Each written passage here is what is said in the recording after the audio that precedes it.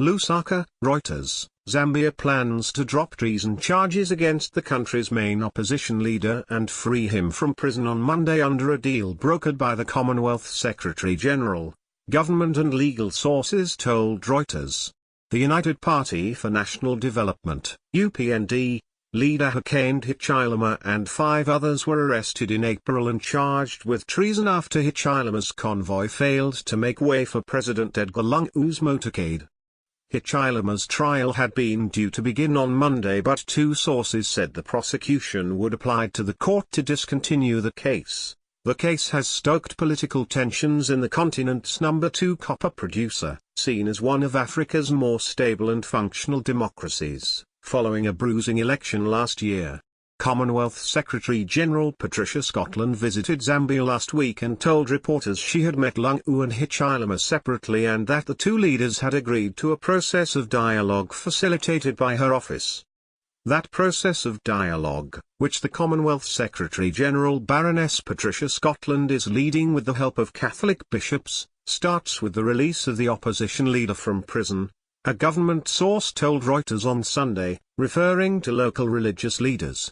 The state will discontinue the treason case in the public interest as both the opposition leader and the head of state are committed to burying their past and starting dialogue envisaged to help address some of the issues the opposition raised after the 2016 elections so that the 2021 elections are better held.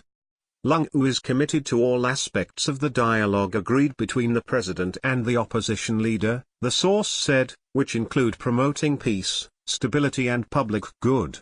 An overt act serious enough to warrant prosecution exists, but the public interest seems to be the overriding consideration, so a nolle prosequi will be entered, a public prosecutor told Reuters, using the legal term for the discharge of a case.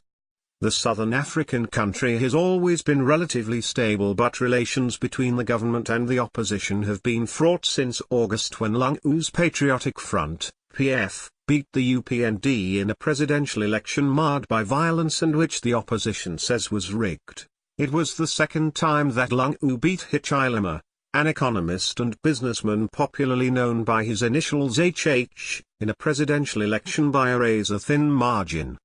In June, church leaders including those from the influential Catholic Church, called for Hichilema's release.